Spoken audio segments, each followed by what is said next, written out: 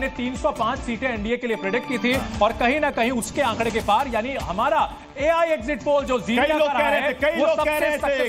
कह रहे थे, बीजेपी के कई नेता कह रहे थे कि साहब आपका एआई एग्जिट पोल जो है ये बहुत सटीक नहीं है। लेकिन जो अभी रुझानों में दिख रहा है, जी न्यूज का एआई एग्जिट पोल जिसने आंकड़े एनडीए के दिए थे 305, अब लगभग रुझान उस फिगर तक पहुंचते नजर आ रहे हैं। बाकी एजेंसीज ने 400 पार कर दिया था, एनडीए को 400 पार, किसी ने 370 पार। लेकिन जी न्यूज ने जो एआई एग्जिट पोल किया था उसमें आंकड़ा 305 का था और ये देखिए फिगर लगभग रुझान का लगभग उसी के पास जाता हुआ नजर आ रहा है। प्रत्युष, एआई को फ्यूचर कहा जाता है और ये बात जी न्यूज ने अपने एआई एग्जिट पोल में काफी हद तक साबित की है। जी न्यूज ही इकलौता ऐसा चैनल था जिसने अपने एआई एग्जिट पोल में बताया था कि 305 से 315 रह सकता है एनडीए का आंकड़ा, और जो अभी तक का रुझान है वो सबसे करीब दिख रहा है एनडीए के एआई एग्जिट पोल के, क्योंकि वायनाड से राहुल गांधी आगे चल रहे हैं, प्रधानमंत्री नरेंद्र मोदी वाराणसी से आगे चल रहे हैं, राहुल गांधी वायनाड से 80,000 वोट से आगे चल रहे हैं, एनी राजा काफी पीछे,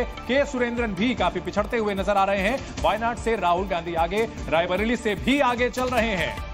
दोनों सीटों से राहुल गांधी आगे चल रहे हैं। वायनाड सीट से देखिए 80,000 वोटों से उन्होंने फिलहाल बढ़त हासिल कर ली है। अब एक तरफ देखिए प्रधानमंत्री नरेंद्र मोदी 28,000 वोटों की बढ़त, राहुल गांधी वायनाड से 80,000 वोटों की बढ़त। ये भी इस वक्त कांग्रेस और बीजेपी के बीच में बहस का विषय जरूर बनी हुई होगी, क्योंकि प्रधानमंत्री के बारे में ये दावा था बीजेपी का कि 10 लाख का मार्जिन होगा। राहुल गांधी इस बार अपनी दोनों सीटें नहीं बचा पाएंगे, वायनाड भी हार जाएंगे, राहुल गांधी रायबरेली भी हार जाएंगे। दोनों सीटों से राहुल गांधी आगे चल रहे हैं। हाँ, अमित शाह 3 लाख वोटों से आगे चल रहे हैं गांधीनगर सीट से, यानी कि प्रधानमंत्री नरेंद्र मोदी, गृह मंत्री अमित शाह, राजनाथ सिंह, रक्षा मंत्री राजनाथ सिंह, तीनों अपनी सीटों पर बढ़त बनाए हुए हैं। बिल्कुल, और इस वक्त की बड़ी खबर, राहुल गांधी वायनाड सीट से 80,000 वोट से आगे चल रहे हैं। केरल की वायनाड सीट, जहां से एक बार फिर से राहुल गांधी इस बार चुनाव मैदान में उतरे, 80,000 वोट से आगे चल रहे हैं। और अभी तक का जो रुझान है, अगर ये नतीजों में तब्दील होता है तो विजेता को खुशी नहीं होगी और हारने वाली टीम जो है खुश होगी। प्रत्युष,